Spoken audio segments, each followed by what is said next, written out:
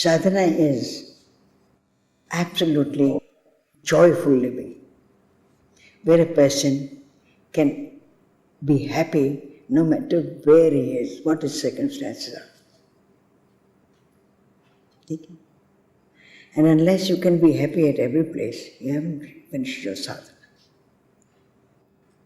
There you spiritually identify with everybody. And there's a spiritual union, nothing to do with the physical things outside. Okay? There the world, you serve it, but it has no meaning for you, you want nothing from there. To perfection, you are joyful, accepting every circumstance and everything that happens. And you'd have to do a lot of sadhana for that. A man is baking all the time, a man does everything in the world just to get happiness. He earns because he wants to get happy, he gets married, lives does work, jobs and everything to be happy. But happiness eludes him. You understand the word elude? Yes. Happiness eludes him. Now he has to find out, why is it that I don't have perfect happiness? Everything can go against you.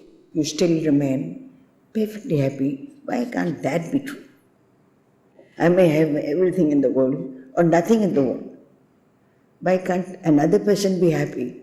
Why can another person be happy without anything and I can't be happy with everything? What's happened? So a person has to go in search of that. First goal is happiness. A person who is not happy can never do any sadhana. And a person who is too attached, he can never do any sadhana, because he's on the wrong track in any case. Okay? And a person who wants to do the sadhana has his thoughts planned for him in a very different manner. Now you understand? He is spiritually. What is the spirit? One is physically. One is spiritually. Without having any physical contact, you become one with the other. You don't want anything and you become one with the other. You do everything for the other without getting attached physically. You may get whatever from the world, good, bad or anything, but you're not attached there. You are happy because you abide in the spiritual world. That is what takes you towards the spiritual truth. There, you're not yet bothered about the qualities of anybody, about the behavior of anybody, about no matter what anybody does. It doesn't matter to you. You never do anything wrong. Because you will do everything that is possible for people to be established and to be happy. That is why you cannot do any wrong. Because you never think of yourself. A person is thinking of himself, or thinking of some consideration, something somewhere else. He makes 1,000 mistakes. He can be disloyal. He can do all sorts of negative things because he's attached somewhere. He has to compromise. Such a one doesn't have to compromise. Because he hasn't got I, which is going to compromise. He is compromising with the other persons for the other person's good. Okay? And so, sometimes he just won't compromise, sometimes he will. It depends. Not because it is his will. He has no will. He doesn't bother. Everything happens automatically in his life. Karta, the doership, he doesn't take. And he wants nothing.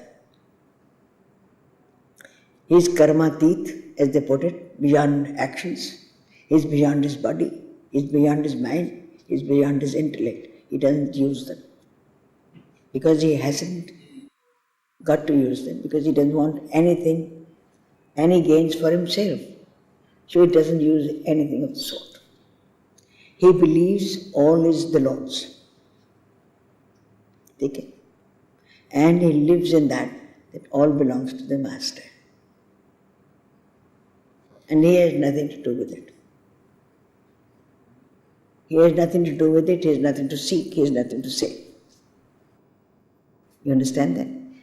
Why? Because whatever he gets, he takes it joyfully. And if you can do that, then you will be identifying with the world spiritually, not physically. You will be identifying with even with yourself spiritually, not as a physical body. You will be doing everything spiritually because you are attached to everything, you identify with everything spiritually, not because of your body, mind and intellect. Body, mind and intellect in the Chit Vritti, the mind and the thought processes and everything. These phenomena are all illusion and all lies. You accept that. So you never listen to them. You're the happiest guy. Now you understand?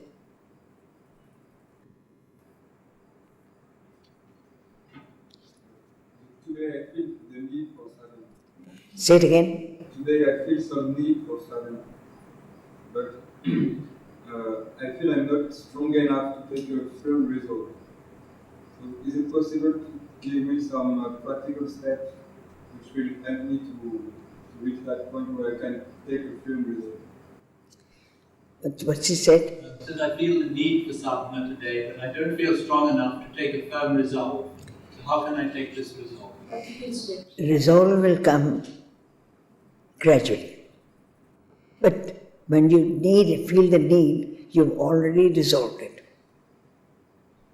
When a person feels the need for it, he's already resolved it. Need-based sadhana is very good, provided you feel the need of a spiritual living instead of a physical thing. If you want something at a physical level, you're on the wrong track. Do you understand?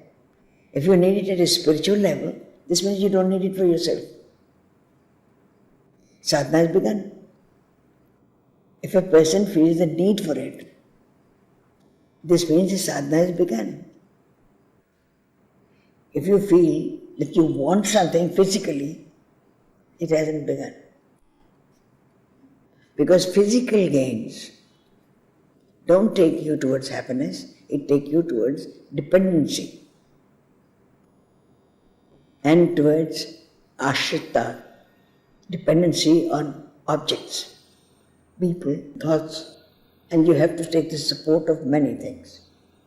And so you're never successful and you never get anything. Otherwise, the need is for the spiritual, not the physical need. If you get anything, anybody gives you something, then it is the Lord's grace. Take it.